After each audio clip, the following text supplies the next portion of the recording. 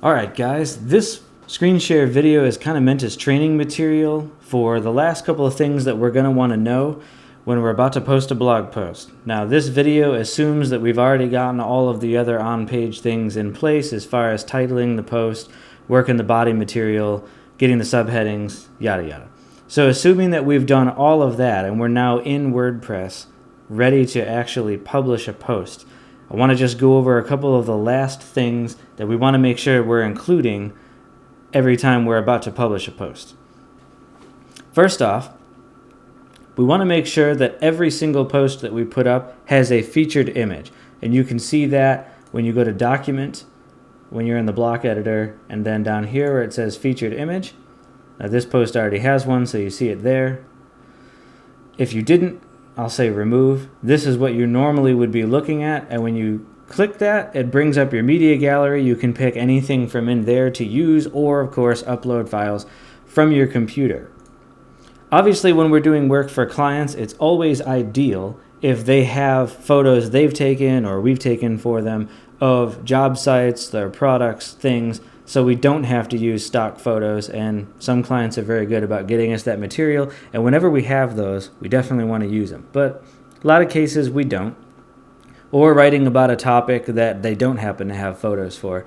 So one of the best places to go for that is a site called Pixabay.com, and the advantage of this is they have a huge database of images they have personally vetted to make sure are not in any of the premium pay sites where you have to actually buy the images, and everything that's on this site is often submitted by photographers and authors where they've specifically said, yeah, the public has the right to use this for whatever usage I give up my, copyright, whatever to.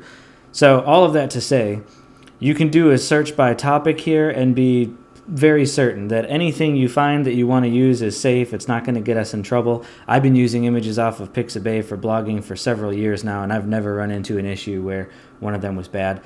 So always start here. You never want to do a Google image search and then start saving stuff off of that, because you never know what trouble you're going to run into with that, particularly when we're doing client stuff. So on my example here, sample posts for blogging, let's say that our target keyword for whatever reason was sample posts for blogging. Say that we want to rank better for searches related to that. Obviously, in reality, that would probably not be a very good keyword, but for illustration purposes, let's say that's what we're trying to rank for. So you don't have to do your exact query here. I could just maybe type blogging, and we'll see some different things come up. Here's maybe a good one. There's a guy, it looks like he's working on a tablet. There's another one where a guy is actually typing things. I'll scroll down here and check a couple of them out.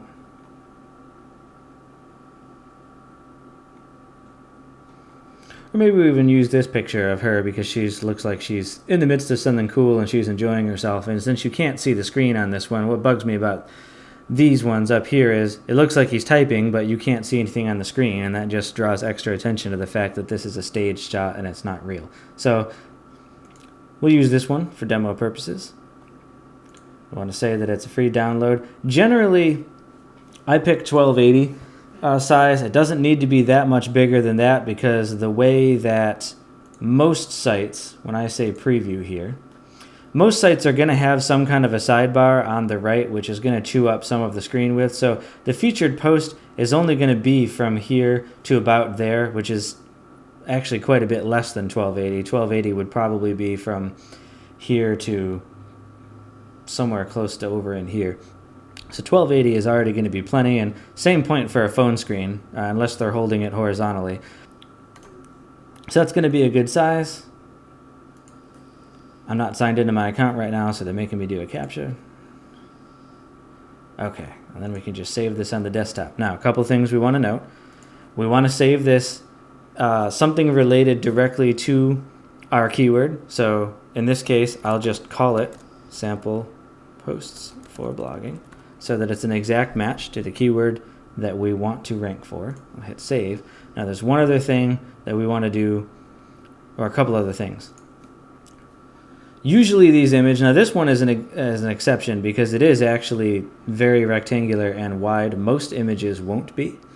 And so, usually when I'm picking images, I'm not picking them for, oh, this one already has exactly the dimensions and shape that I want. I just look at, is there a focal point in that image that would be perfect, and I can crop it to what it needs to be. So in this example, let's say that it was really tall, and I only actually wanted that kind of space. You know, you could, in any photo editing software that you're using, if we wanted to use pretty much the full width of that, we could go across and then say there was a bunch on the top and bottom. We're now cropping into maybe just below her feet, and maybe we don't need all this space above her head. So then we're cropping to that point. And then we can hit Save As. One other thing you want to keep in mind when you're saving a JPEG, if you're using PaintShop Pro like I am, I'm sure Adobe Photoshop has its own setup that is similar to this. You can set the compression factor. In PaintShop, I like to run the optimizer just so you can get a preview of the image to see how grainy it's becoming as we set the compression value. Obviously, that is becoming kind of grainy, so maybe we can go a little lower. A lot of images you can get away with around 20 or 30, especially if it's just a featured image and it's not like an example of the work or something really significant, that it has as much detail as possible. And since page loading speeds have such an impact on our ability to rank, we want to keep the images as small as we can possibly get away with, where they don't look bad. So in this case, this compressed image is going to be 33 kilobytes. That's pretty good. I'm going to hit OK. I'm going to save that to the desktop. I want to overwrite it yes. Now there's one more thing we want to do before we actually pull it into WordPress. Let's see that our image is right here. If you're on a PC, you go to Properties. And if you're on a Mac, I have the answer to this pulled up here. You open Photos, you choose the photo that you want to use, and you click on the Info button in the toolbar at the top, and then you'll be taken, I guess, to a screen that looks like this, where you can edit some data for the description and keywords. I'm not a Mac user, so hopefully that makes sense if you're watching this and you are a Mac user. But to show you on PC, when you've right-clicked and you say Properties, we want to go to the Details tab, and you'll notice that it's got a whole bunch of sections here. Often when you take pictures on a digital camera and stuff like that, it saves a whole bunch of info in here about the author or what camera was used, your ISO settings, that kind of stuff. What a lot of people don't realize, though, and this is an old SEO trick, but it's one that actually still matters and still works. People have done A/B testing to confirm that. Google actually does read what is called the EXIF information in here, and it's looking in here for clues about what the image is about as well. And so we can get descriptive if you want, but even if as far as you go is just a very basic reiteration of the keyword we want to rank for on the title, you can hit Control-A and copy. If we put that again in the subject, and again in the tags, and again in the comments, I mean, you don't have to go crazy and put it literally everywhere down here, but I find in this first section, having that reiterated a few times, and then we hit apply.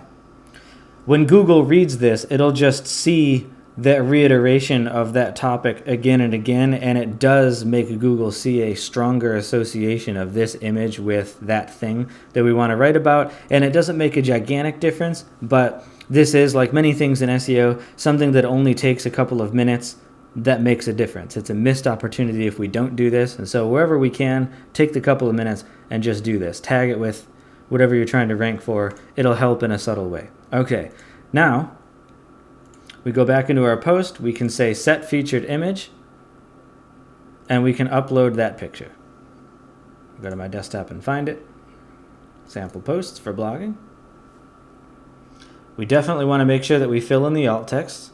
So banner image for sample posts for blogging wins. You can make it a little longer than your title just to be descriptive. And one thing that's you want to pay attention to is when you do all the EXIF data, WordPress tries to anticipate that you're going to want a caption, and it bases the caption off the EXIF data. A lot of the time we don't actually want a visual caption, so you can take that out. And if you want to, for good measure, you can put your thing in the description. That's not going to show outwardly. One more time just for reinforcement.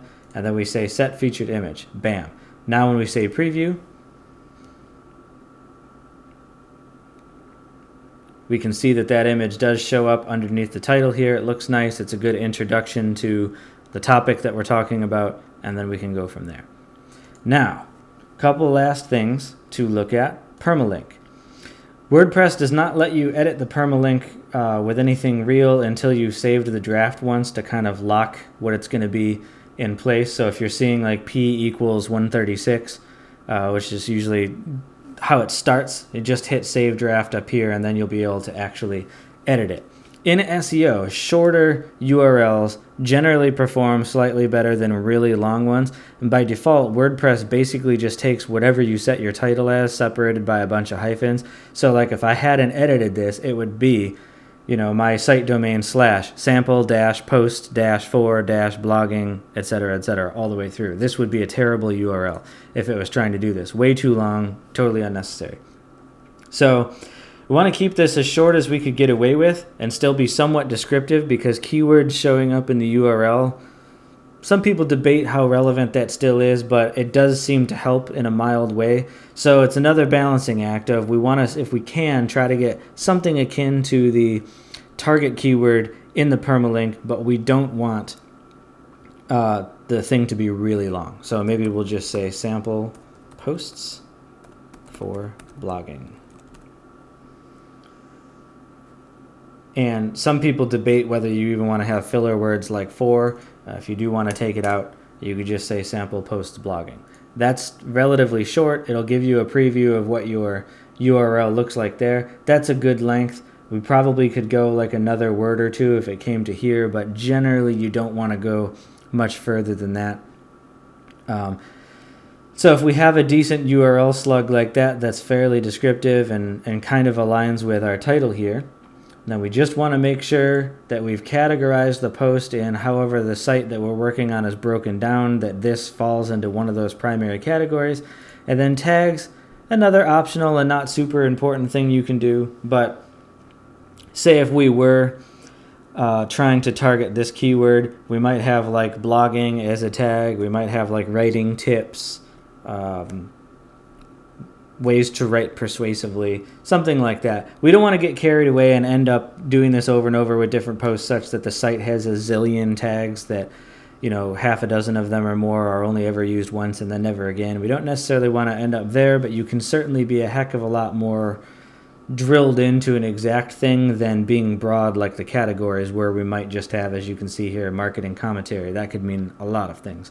Whereas if we ratcheted it down here to say tips on writing, now we know that's exactly what we're talking about within this category.